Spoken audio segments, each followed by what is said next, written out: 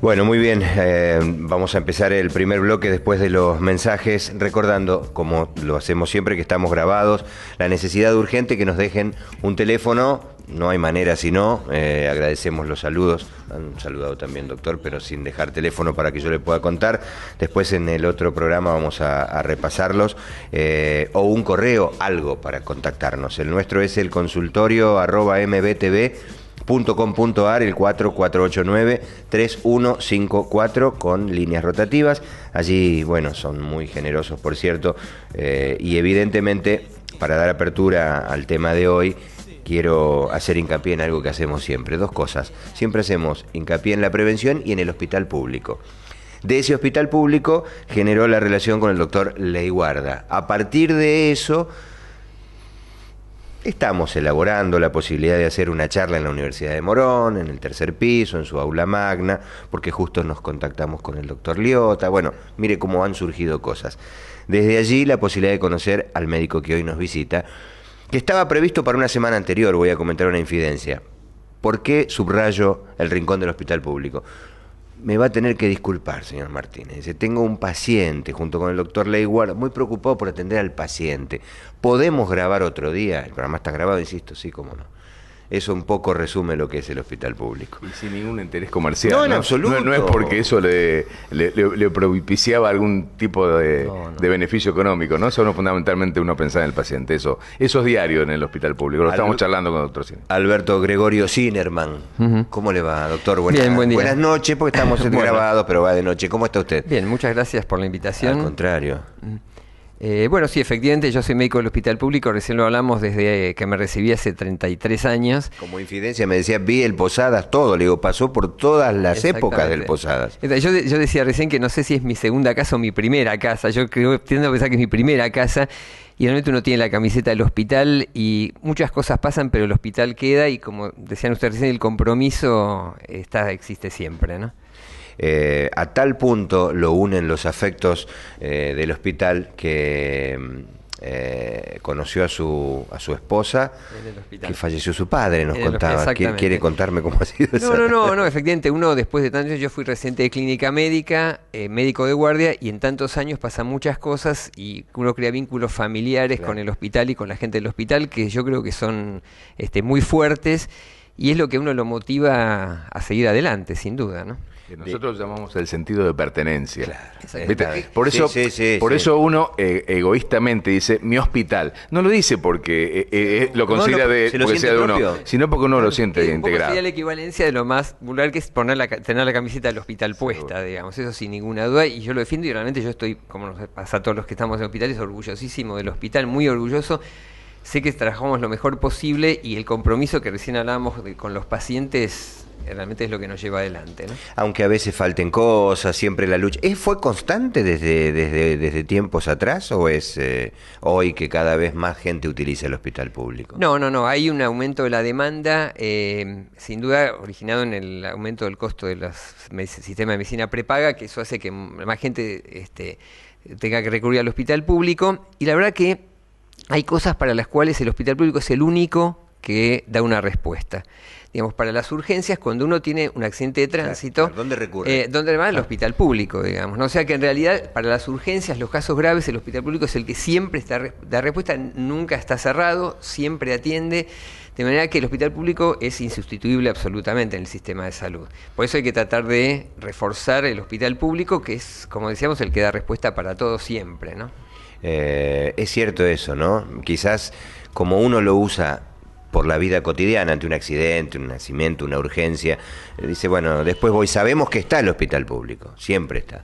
Pero digo, desde aquellos tiempos a hoy, ¿cuántas cosas han cambiado? No solo en su especialidad, no solo en la salud. Sí. Por supuesto, digamos, la tecnología, el desarrollo tecnológico ha cambiado. Impresionante. De todas maneras, yo, que no soy joven, digamos, sigo pensando que la relación médico-paciente no va a cambiar nunca. Yo soy de la vieja escuela, digamos, y la verdad que hay cosas, digamos, escuchar al paciente, contenerlo, el afecto, eso no hay tecnología que lo reemplace. Es más, yo creo que hay que tener cuidado en que la tecnología no reemplace la relación médico-paciente y lo afectivo, porque si no, ahí sí estamos en problemas. Yo creo que lo afectivo, la relación, la contención con el paciente y con la familia Eso es básico y no hay tecnología que lo reemplace. Más en una especialidad como la tuya, ¿no? Cuando de pronto muchas veces se pueden dar respuestas efectivas y otras veces son respuestas un poco aleatorias. Digamos, ¿no? bueno, se dice que el médico si puede cura y si no puede acompaña de alguna manera. Yo además tengo otra particularidad, es que dentro de neurología tengo tendencia a encaminarme hacia neurogeriatría. O sea, yo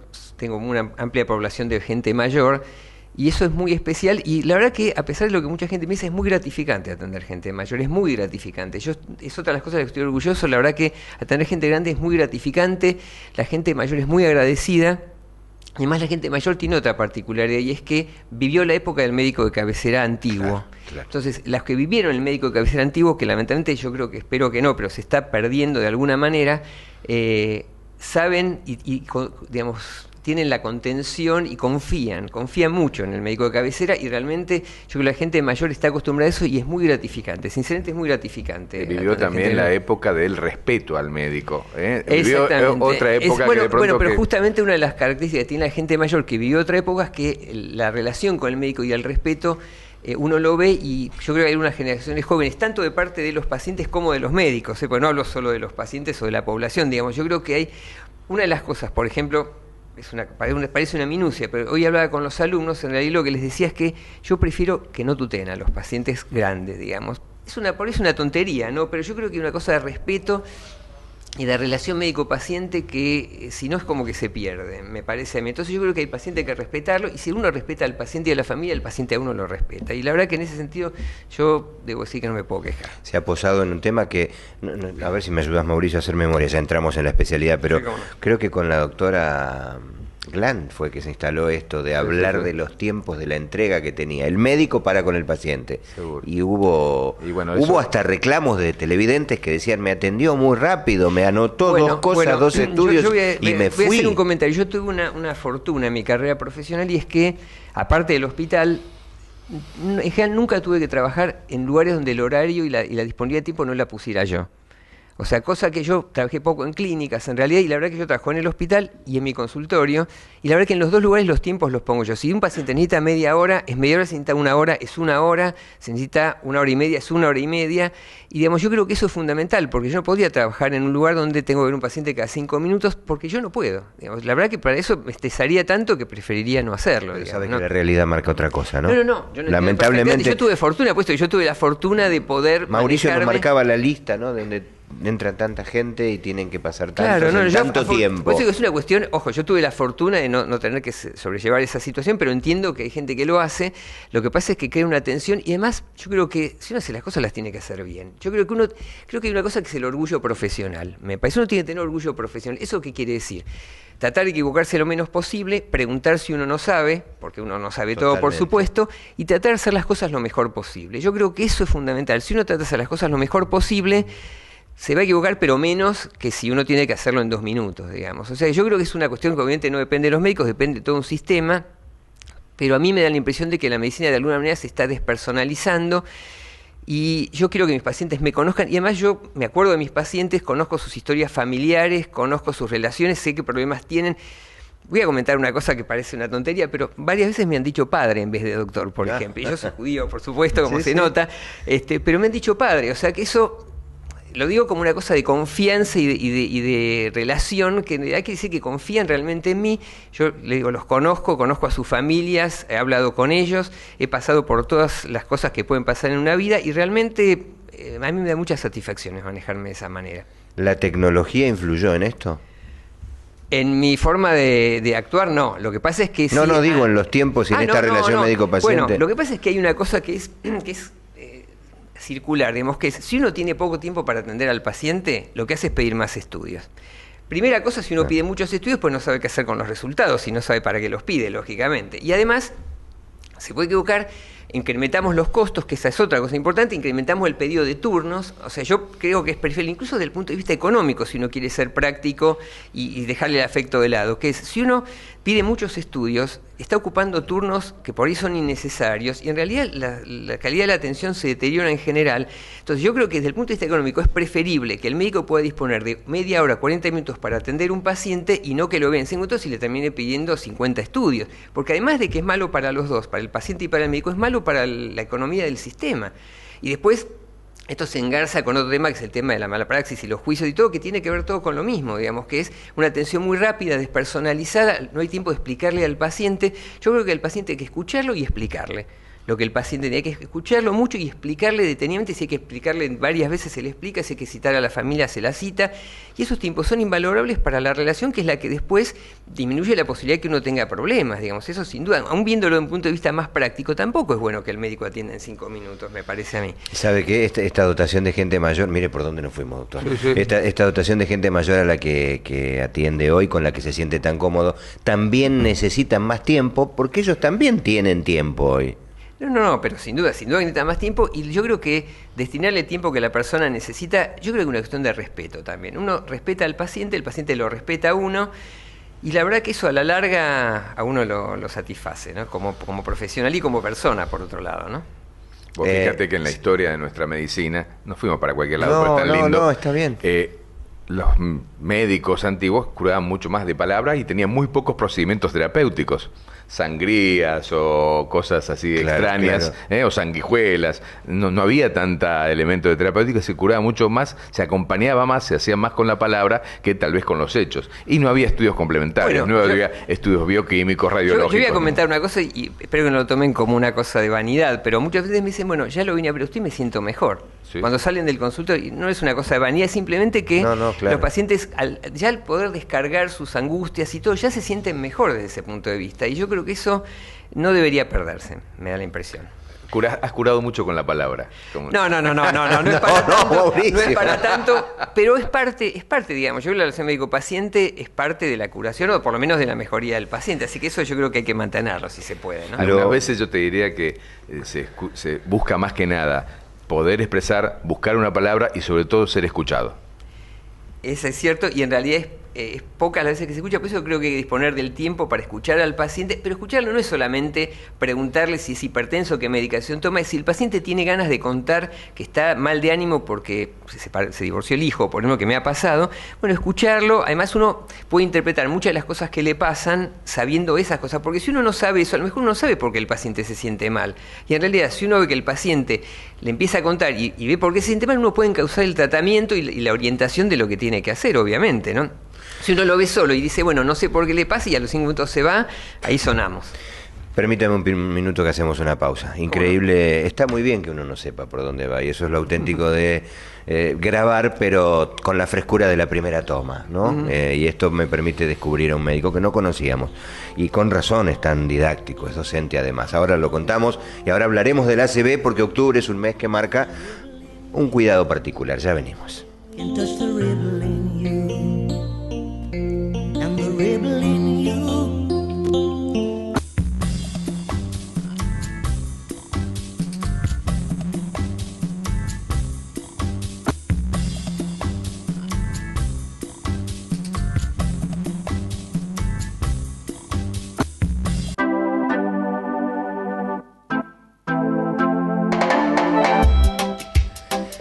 Muchas gracias. El teléfono en pantalla. Vamos a entrar directamente en el porqué de la invitación al doctor Alberto Gregorio, nombre del abuelo, lo acabamos de enterar, Sinerman. Él es jefe, no lo hemos dicho, del servicio de neurología del Hospital Alejandro Posadas, encargado del consultorio de enfermedades neurovasculares, y es tan claro, le decíamos recién, porque es docente asociado de la Universidad de Buenos Aires, ¿no es cierto? Exactamente. Bueno, ¿por qué octubre? ¿Por qué el 29, si quiere, lo relacionamos con el accidente cerebrovascular a nivel mundial? Sí, en realidad esta es una fecha apropiada para hablar del tema, porque el 29 de octubre se instituyó como el Día Mundial del Ataque Cerebral. Después vamos a hablar un poco de la terminología, pero el 29 de octubre es el Día Mundial del Ataque Cerebral, y lo que se hace en Argentina, la Sociedad Neurológica Argentina organiza charlas en diferentes instituciones tratando de explicar a la población las circunstancias en que pueden ocurrir estos eventos y cómo se puede hacer prevención, que es lo que queremos hacer básicamente, ¿no? Para eso es que estamos acá, justamente. Es común que ocurra que el día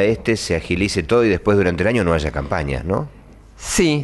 Lo que pasa es que el resto del año queda un poco librado a lo que cada uno hace en la práctica diaria, pero bueno, es una forma de alguna manera de concientizar. En neurología hay fechas, o sea, está el 11 de septiembre, el 21 de septiembre, que es el Día mundial del Alzheimer, por ejemplo, hay un día o una semana de la cefalea y una semana de la epilepsia. Entonces, bueno, se hacen como una forma de anualmente concientizar y reforzar algo que uno debería hacer en la práctica diaria, que es la prevención, tomar conciencia, ¿no? Exactamente. Si no, parece que a partir de la explosión de algún medio masivo de comunicación que logra que algún famoso o famosa haya sufrido, que lo cual está bien, digo, a nivel que sirve, difusión, ayuda de todas maneras, porque la gente pregunta, se interesa, y yo creo que todo suma, ¿no? Además, creo que también hay que desmistificar que no es una enfermedad de los ancianos o de los mayores. Esa es, ¿no?, una de las cosas de las cuales podemos charlar cuando veamos las diapositivas. Cuando quiera, vamos yendo, me parece que ahí las tenemos cargadas, algún material, hizo los deberes, decimos nosotros, porque, bueno, ha traído. Abre con esta foto,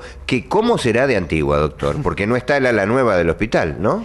No. Esta foto tiene unos años, lo que pasa es que el hospital se veía en toda su plenitud y va a volver ahora cuando terminen las obras, porque se están ampliando los consultorios externos.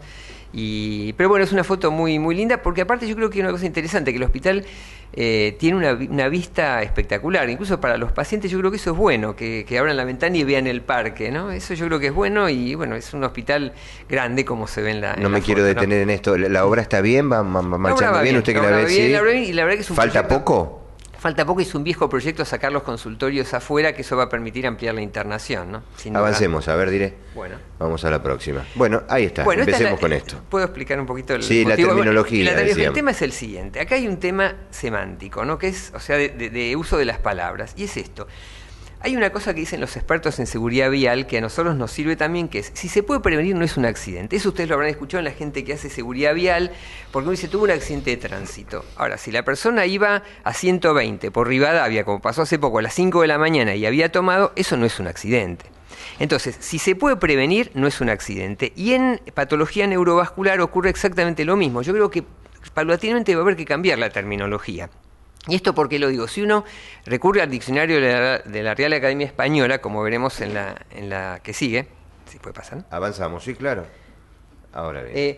Accidente está descrito en el diccionario de la Real Academia como algo que aparece sin que sea parte de la esencia o naturaleza de la persona o el objeto que lo sufre. O sea, como algo que viene de afuera. Yo hago este ejemplo. Si uno está en un lugar abierto y le cae un rayo, eso es un accidente, por supuesto, porque eso es imprevisible, inevitable, y no tiene que ver con lo que la persona tenía ahora.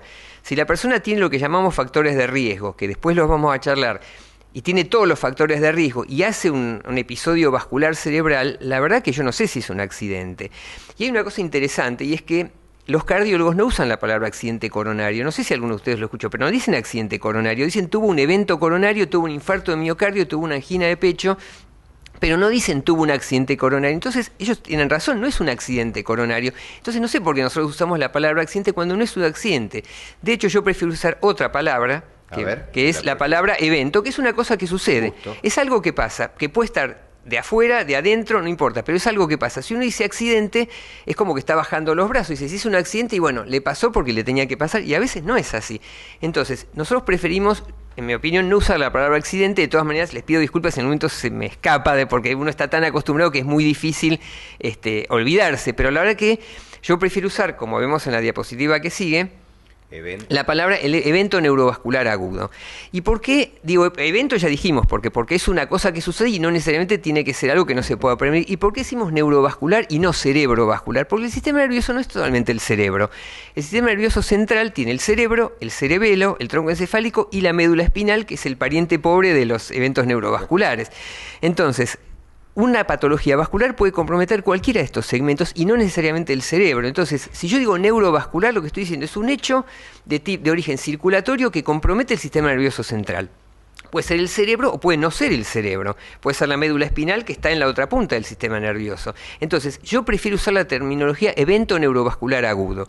Hay otras denominaciones que en realidad las tres quieren decir lo mismo, que son stroke en inglés, ictus en latín o ataque cerebral, que es una denominación que se está usando. De hecho, el 29 es el día del ataque cerebral, pero yo sigo prefiriendo usar evento neurovascular agudo, que me parece que describe más ampliamente de lo que estamos hablando. Bueno, pero está bien, está muy claro la explicación del porqué, ¿no?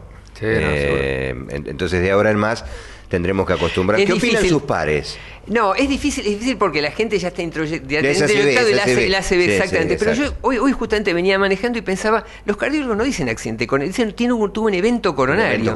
Entonces, si yo hice el evento coronario, ¿por qué nosotros vamos a decir accidente? Si la fisiopatología de las dos cosas es la misma. Entonces yo prefiero no digamos accidente. Esto va a llevar años, esto no va a pasar mañana, lo veré yo. Pero de todas maneras, yo creo que con el tiempo hay que desterrar la palabra accidente de los eventos neurovasculares, porque si no, tenemos la idea de que no se puede hacer nada y no es así. Vamos al próximo, a ver. Bueno, acá entramos en un tema que es la importancia sanitaria de los eventos neurovasculares. Conmueve el título. En Argentina ocurre un evento cada 4 minutos y en el mundo mueren por año 6 millones de personas con eventos neurovasculares. Entonces, en Argentina ven que uno cada 4 minutos no es una cifra descartable, justamente, ¿no? Y tiene importancia sanitaria en otro sentido, que vamos a ver en la diapositiva siguiente. Es la tercera causa de muerte en el mundo después de la patología cardiológica de tipo coronario y la patología oncológica. La tercera son los eventos neurovasculares. Es la primera causa de internación neurológica, no es la patología neurológica más frecuente, porque la cefalea es más frecuente, pero como causa de internación, los eventos neurovasculares son la primera causa. Es la segunda causa de demencia, que una vez se olvida que los pacientes que tienen patología vascular pueden ir a la demencia después de la enfermedad de Alzheimer. Muchas veces se ven casos mixtos, o sea, una mezcla entre Alzheimer y vascular, pero el hecho de que sea la segunda causa de demencia nos está diciendo, bueno, eso es una cosa que hay que tener en cuenta. Y me quiero detener en el último punto, que es la primera causa de discapacidad en el mundo. Ahora, yo comento esto siempre con los alumnos, que es esto, no es cualquier discapacidad la discapacidad del evento neurovascular. Yo, si me permiten, voy a contar un caso personal, si puedo. Yo tuve un accidente, iba a decirme que no puedo conmigo mismo, pero bueno, yo tuve un evento vial hace 5 años, ¿no? Digamos, me pasó un colectivo por arriba de la pierna, quedé con una discapacidad que fui recuperando parcialmente, estuve en cama postrado con silla de ruedas, bueno. Pero ahora, al año, yo estaba trabajando en mis trabajos normales, o sea, yo soy la misma persona de hace 6 años, solo que ahora tenían las dos piernas rectas y ahora tengo una torcida y corta y la otra no, digamos. Pero salvo eso, soy la misma persona y estoy acá, charlando. Ahora, yo digo, si una persona que hubiera tenido la misma edad que yo en ese momento, hubiera tenido un evento vascular y hubiera quedado con pérdida completa de la fuerza del lado derecho y sin poder hablar, ¿es la misma persona? No es la misma persona. ¿Puede hacer lo mismo que hacía antes? No podía hacer lo mismo que hacía antes. Y de hecho, les voy a comentar una cosa que me dicen los pacientes frecuentemente, me dicen, doctor, yo me cuido, ¿sabe por qué? No porque me importe morirme, porque no quiero quedar textual, todo torcido y ser una carga para mi familia. Correcto. Entonces, imagínense una familia con una persona de 55 años que bruscamente queda con inmovilidad de la parte derecha y no puede hablar. Esa es una catástrofe para la familia, para la persona, para el ámbito laboral. Entonces, justamente por eso hacemos hincapié en la prevención, porque tenemos que tratar de evitar ese tipo de discapacidad, que es una discapacidad diferente a la discapacidad de lo traumatológico, incluso de lo coronario, porque el paciente que tiene un infarto de miocardio sigue siendo la misma persona, habla, va, puede trabajar, por supuesto depende de lo que haga, lógicamente si es alpinista no lo va a poder hacer, pero yo pude retomar mis tareas, pero como vamos a ver en la diapositiva siguiente, hay una cosa que es una cifra que es, creo que muy gráfica, y que en Argentina solo el 25% de las personas que han sufrido un evento neurovascular pueden retomar su actividad laboral previa. O sea que de cada 10 personas, solamente 2 o 3 pueden retomar su actividad. El resto, los 7 u 8 restantes, no pueden volver a sus actividades laborales habituales. Y eso se imagina que desde el punto de vista del gasto de medicamentos, el mantenimiento de la familia, y como bien decía Mauricio hace un rato, estamos viendo este tipo de eventos en gente cada vez más joven, en plena edad productiva, con lo cual el costo, siempre sabemos que prevenir es más económico que curar, entonces el costo que representa en rehabilitación, en medicación, en falta de actividad de gente joven, creo que supera ampliamente lo que uno tendría que destinar a la prevención. Entonces, el hecho de la reinserción laboral uno lo toma como parámetro del tipo de discapacidad que tienen estos eventos, que es diferente a los otros, ¿no? Nos queda un bloque en el próximo, que lo vamos a hacer un poquito más largo también, porque merece la pena escucharlo. Es muy claro, doctor, lo insisto, se lo he dicho antes. Y hablaremos de qué manera se manifiesta. Digo, ¿hay prevención? ¿Hay algo que nos llame la atención? ¿O nos ocurre? Gracias, doctor, por venir. Vamos a una pausa y estamos de vuelta en el consultorio.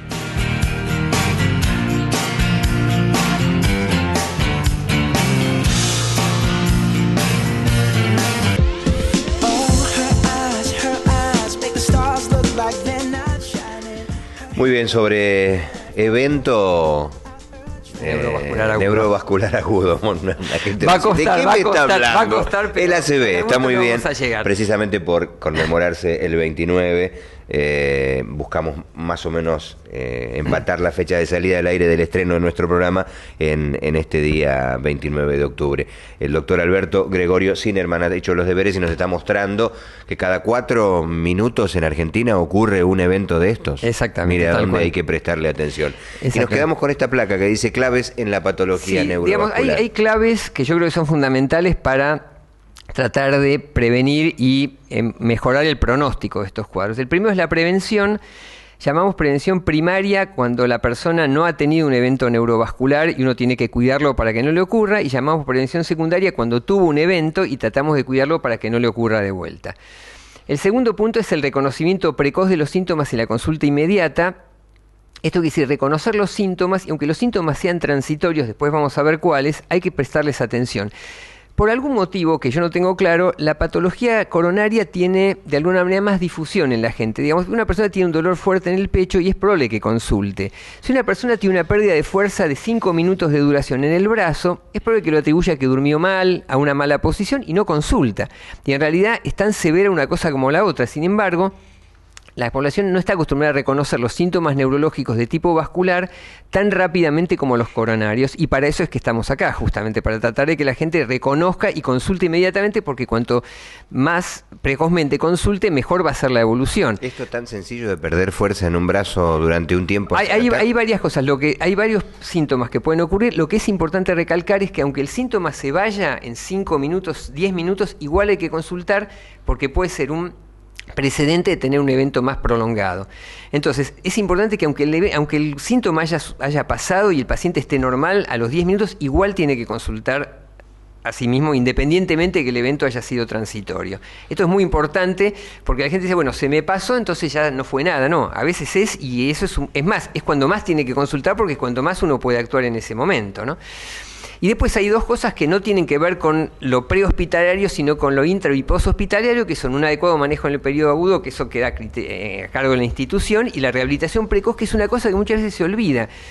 Porque en realidad estamos un poco acostumbrados al tema de medicación y nos olvidamos que la rehabilitación es tanto o más importante que la medicación en muchas patologías, en muchas, y en esta sobre todo, y la rehabilitación tiene que ser precoz. Cuando el paciente está internado, ya ahí tiene que empezar con la rehabilitación. Cuanto antes empiece con la rehabilitación, más rápidamente se va a mejorar y obviamente va a ser mejor el pronóstico. Esa es la adecuación del manejo del periodo agudo. Digamos, incluye, aparte del periodo agudo, que hay que ver, por ejemplo, que el paciente no tenga la glucemia en sangre alta o no tenga fiebre, o controlarle la parte cardiovascular. Dentro del periodo agudo hay que empezar la rehabilitación, no esperar que el paciente esté en la casa y empezar la rehabilitación. Hay que empezarla en cuanto el paciente está internado, y rehabilitación es rehabilitación del movimiento, rehabilitación del lenguaje, si tiene un problema del lenguaje, rehabilitación del trastorno para tragar, si el paciente tiene un trastorno para tragar. Lo importante es que cuanto antes uno empiece, mejor le va a ir al paciente. ¿Tenemos otra más? Sí. A ver. Entonces, bueno, vamos a hablar un poquito del tema de prevención. Y hay factores de riesgo que son no modificables, o sea, sobre los cuales poco y nada podemos actuar, y factores modificables, que son los importantes. Los no modificables son la edad. Pero que no marcan una edad de personas mayores, como decía Mauricio, digamos, en general, igual de todas maneras, cuanto mayor es la persona, el riesgo es más alto, pero estamos viendo, como dijimos, en gente joven también. Antecedentes familiares, enfermedades congénitas, factores étnicos y raciales. Hay algunos grupos étnicos que tienen tendencia a tener cierto tipo de eventos y no otros, y sobre todo antecedentes de evento neurovascular previo. Si el paciente ya tuvo uno, tiene más riesgo de tener otro. Por supuesto, pero sobre estas cosas, una vez que vemos al paciente por primera vez, ya no podemos hacer mucho, pero sí es importante lo que sigue, que son los factores de riesgo modificables que compartimos con los cardiólogos. Hipertensión arterial, diabetes, tabaquismo, sedentarismo, hipercolesterolemia, es decir, colesterol alto, obesidad, alcoholismo y enfermedades cardíacas, sobre todo arritmias. Son todos factores sobre los que podemos actuar y sobre los cuales tenemos que insistir a la población para que se cuide de estas cosas, justamente para evitar estos episodios. A ver si colegimos sobre todos estos datos que acaba de leer. La gente tiene más conciencia, ¿no? Me parece, digo. Sí, se cuida un poquito más de la diabetes, si tengo, del tabaquismo, si fumo. Hay una estadística que dice lo siguiente: de la gente que es hipertensa, la mitad no lo sabe. De la gente que lo sabe, la mitad no toma medicación. de la gente que toma medicación, la mitad no está controlada a pesar de tomar medicación. O sea que en realidad si uno va achicando la torta, de los que saben, toman medicación y están controlados, será el 20%.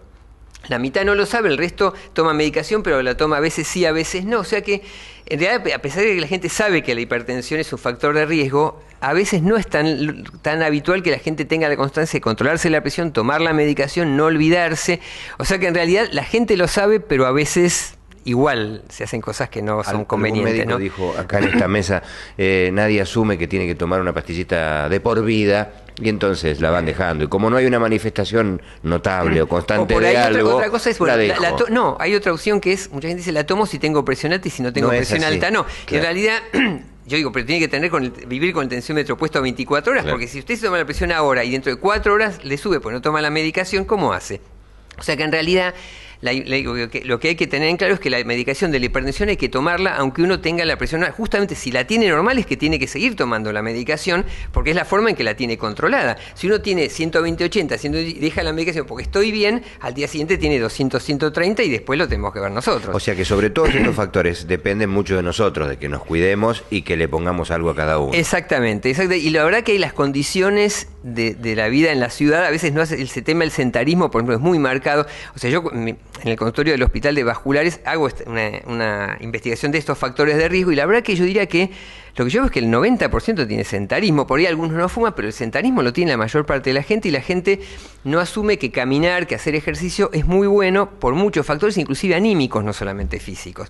Entonces estos factores hay que tenerlos en cuenta y cuidarlos, básicamente. Lo que me importa realmente, antes que se nos vaya el programa, Raúl, es el tema de los síntomas precoces, ¿no? Está como bien. Para, si vamos...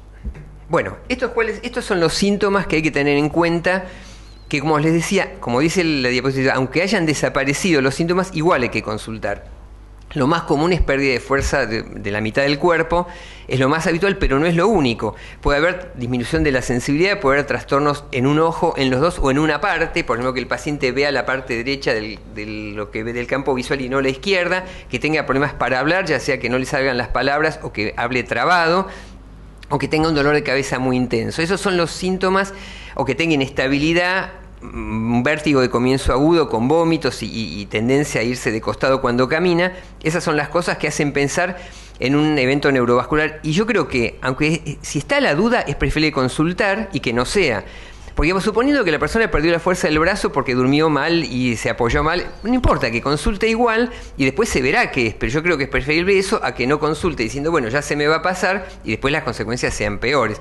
O sea, cuando aparecen estos síntomas, hay que consultar rápidamente, aunque hayan desaparecido a los pocos minutos. Tal vez el tema, digamos, que más asuste y más llama a la consulta es la disartria, ¿no? Los trastornos en el lenguaje, de que de pronto uno está charlando tal vez con su esposa en un restaurante y pierde la capacidad de hablar o no se le entiende lo que dice. Exactamente, sí. De todas maneras, uno ve casos que a uno le llaman la atención. Yo vi hace poco un paciente que tuvo una mianopsia, es decir, que no veía la mitad del campo visual, y nosotros lo vimos y ya hacía como varios meses que la tenía, no me acuerdo, pero varios meses, y no le había llamado la atención. Fue al oftalmólogo, no tenía nada, pero bueno, digamos, cuando uno nota algo raro de alguna de estas cosas que dijimos, hay que consultar. Y si se le pasó los 5 minutos, con más razón hay que consultar. Cuanto antes hagamos la consulta es mejor. Digo, no escuchando a este paciente que durante varios meses tenía esto y lo dejó pasar. Se pueden hacer varias cosas en el momento agudo, pero además el paciente tiene que estar controlado, porque hay que ver cómo está la presión en ese momento, si le sube la glucemia o sea, el azúcar en sangre, hay que bajárselo porque es un factor de riesgo que empeora el pronóstico, y además porque cuando uno tiene un cuadro que está empezando no sabe cómo va a evolucionar. El paciente puede andar bien y estar estable o ir empeorando, y eso tiene que estar internado y controlado, lógicamente. Así que bueno, esta es una especie de alerta que hay que tomar en cuenta y consultar inmediatamente para evitar complicaciones después, ¿no? Siempre la manifestación es la urgencia, la que se conoce. Tuvo una ACV, lo internaron de urgencia. Digo, siempre algo de todo esto puede llamar la atención. Claro, hay casos donde el cuadro se desencadena de entrada en forma grave y tiene cuadros de inicio brusco. Claro, y es un evento muy grave de entrada, pero hay muchos casos. Justamente ayer veíamos un paciente que tuvo un evento con disminución de fuerza del cuerpo y el día retrospectivamente le preguntamos si el día anterior había tenido un cuadro parecido que le duró 5 minutos. Él no consultó, pues le duró 5 minutos, al día siguiente hizo el evento más grande. Entonces, ese lapso es el que hay que tratar de suspender. Digamos que el paciente, cuando tenga el evento de 5 minutos, ahí consulte, que es cuando más posibilidades tiene. ¿Cuál es la manifestación concreta? Uno pierde en la mitad del cuerpo. La fuerza es lo más común, pero sí, no bueno, es lo único. No, claro, pero no es lo único, porque yo he hablado con gente y he dicho, bueno, no, pero no puede ser porque no perdió la fuerza de medio cuerpo. Y no, en neurología importa mucho la topografía, o sea, dónde esté ubicada la lesión. Si la lesión está en una zona determinada del cerebro, le va a dar pérdida de fuerza del lado opuesto. Si está en otra zona, va a haber un trastorno del lenguaje, y si está en la médula, lo que va a tener es pérdida de la fuerza de las piernas, por ejemplo, y tiene un infarto en la médula. Entonces, cualquier cosa rara, por decirlo así, neurológica, o que tenga que ver con las funciones motoras, o con la visión, o con el lenguaje, hay que consultar. Esa es un poco la conclusión que uno quiere transmitir a la gente, ¿no? Quizás en todas estas charlas, aprovechando este 29 de octubre, el Día Mundial, lo que ayudan es a concientizar. Exactamente. Más allá de lo que podamos contarle. Tal cual. Con la generosidad suya en un programa de televisión. ¿Te queda algo más por agregar? No, me parece que lo que es fundamental es darnos bolilla, ¿no? O sea, sí. atender estas cosas, porque como dice el doctor, fundamentalmente lo que apuntamos es que evitar el accidente y acudir rápidamente para evitar secuelas, para evitar las secuelas más difíciles del tratamiento. Exactamente. Sobre todo teniendo en cuenta las secuelas que marcan la imposibilidad de trabajar en el porcentaje que decía recién. Sí, yo creo que una de las cosas que me llamó la atención cuando yo estaba buscando es justamente... Es una estadística de nuestro país, ¿no? Sí, en nuestro país. Lo que pasa es que hay una cosa, quizás haya una cierta falla en la rehabilitación precoz, por eso yo hice hincapié en eso, porque en realidad es un porcentaje muy bajo, el que uno esperaría que fuera un poco más alto. Yo creo que esto tiene que ver con el tema de la rehabilitación probablemente, pero igual... La verdad que el dato es sorprendente, es muy llamativo, y yo creo que la posibilidad, porque también está el tema anímico, no es solo el tema económico, familiar, es el tema de la persona que no puede volver a trabajar, evidentemente va a estar con un cuadro depresivo, se va a sentir mal, y es muy duro realmente para una persona de 50 y pico de años no poder volver a trabajar. Yo creo que eso es lo que tenemos que tratar de evitar, y por eso es que estamos acá justamente. ¿Puedo hacer una pregunta personal? Sí. ¿Usted se cuida? Sí. Pues se lo ve espléndido, Sí. Yo no fumo, hago actividad física, a pesar del accidente trato de hacer actividad física, hago bicicleta en forma intensiva. Ajá. No, me cuido. Sí.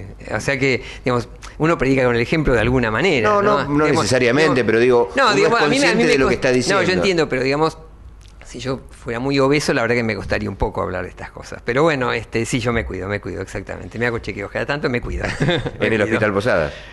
Algunas sí y otros no, digamos, pero me cuido. Bueno, mire, algo dulce se puede permitir como recreo. Bueno. Una generosidad por haber venido a visitarnos. Muchas gracias. Mire, yo no soy médico, el médico es el doctor. Yo lo acompaño y somos amigos hace un tiempo largo. Nos une el afecto, que es lo que más me importa en la vida. Pero hoy aprendí un montón. Me gustó mucho escucharlo. Te agradezco. Sé de dónde viene y cuál es la cuna donde aprendió. Así que por ahí lo volvemos a molestar. Bueno, cómo no hay ningún problema. Le mando un abrazo al doctor Leguarda, porque están haciendo un montón de cosas. Exactamente, sí. Una de las afecciones era perder la memoria, estar desconectado del mundo, y un día podemos hacer un programa dedicado. Sí, esto lo hablamos con el doctor Leguarda, y tenemos una médica que se encarga de trastornos de memoria, así que cuando quieran lo charlamos, no hay ningún problema. ¿No? Es tan común y es otra causa de discapacidad neurológica importante. Quizás la diferencia es que es más progresiva y de alguna manera, no es un consuelo, pero de alguna manera es como que permite cierta adaptación. El problema que tienen estos eventos es que la persona se acuesta bien y se levanta hemipléjico, por ejemplo, ¿no? Que tenga una buena vida, doctor. Muchas gracias. Le agradezco a ustedes. Usted ya lo vio al consultorio, continúa atendiendo. Que pase el que sigue, por favor. Gracias. Son muy amables. Hasta la semana que viene.